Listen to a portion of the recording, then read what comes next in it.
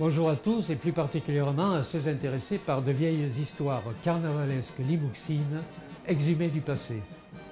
Celle-ci est peut-être la plus connue et je l'ai réécrite en alexandrin pour lui donner un relief particulier.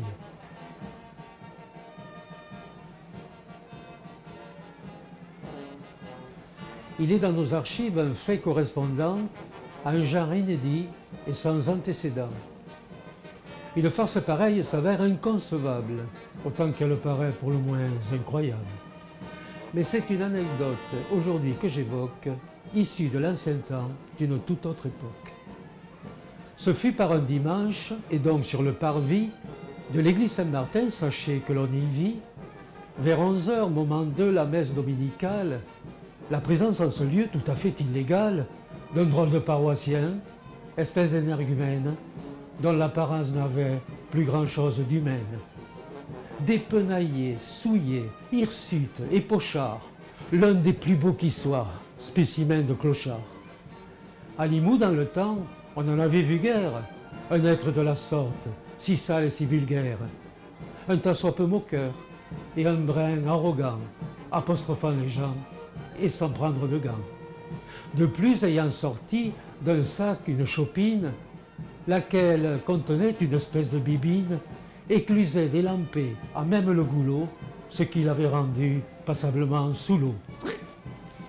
Et il avait posé sur le sol son bonnet pour tenter de glaner quelques pièces de monnaie. Voici donc le tableau. Il était là, vautré, à même le pavé, tout proche de l'entrée. Les fidèles, choqués par cette paillardise, n'osaient plus de ce fait pénétrer dans l'église. Pouvait-on tolérer cette situation portant fort préjudice à notre religion? On s'enquit de l'avis de monsieur le curé, qui devant l'incident en fut désemparé, en leur répondant « Que voulez-vous que j'y fisse? Il faudrait sur le champ prévenir la police. » Alors penserez-vous, qu'en fut-il de la suite? La nouvelle à Limoux se répandit bien vite, pire que si l'on avait sonné de l'olifant. Ça rameutait toute une ribambelle d'enfants. Mis en présence de ce contexte imprévu, un clochard, les enfants, n'en avaient jamais vu. Et aussi des curieux étant venus en masse pour jouir du spectacle donné par ce paillasse, tout en se tenant à distance respectable, ne sachant pas de quoi cet homme soit capable. Et monsieur le curé, la pauvre âme en détresse, se voyait empêché de célébrer la messe. Tout ça à cause de cette espèce d'aztèque. Il envisage d'en référer à l'évêque.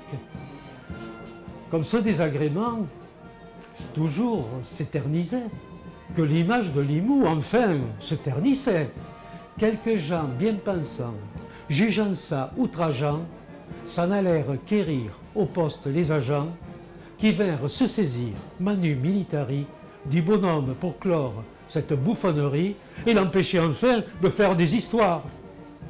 On le soumit alors à l'interrogatoire, à la question posée, nom, prénom, qualité. Il déclara d'emblée qu'il était député, ce qui déclencha une franche rigolade à l'audition de cette plaisante galéjade.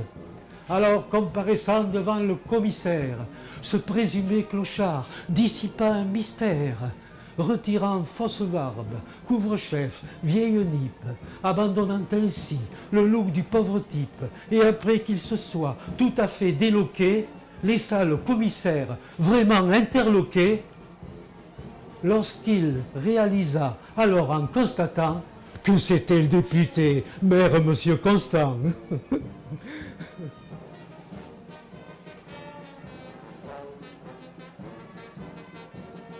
Certains penseront que c'est un mensonge notoire, que d'un mythe inventé, on a fait une histoire. Alors si ce n'est vrai, ils seront dépités, qu'on fabule sur un honorable député. Peut-on croire ça d'un élu de la nation? Ne porterait-il atteinte à la Constitution? Y a-t-il déjà eu un cas dans les annales d'une institution telle, l'Assemblée nationale? Mais comme je l'ai dit, c'était un autre temps. L'histoire a bien eu lieu, il y a déjà longtemps, car elle est authentique. et ce côté trivial était bien dans l'esprit de notre carnaval.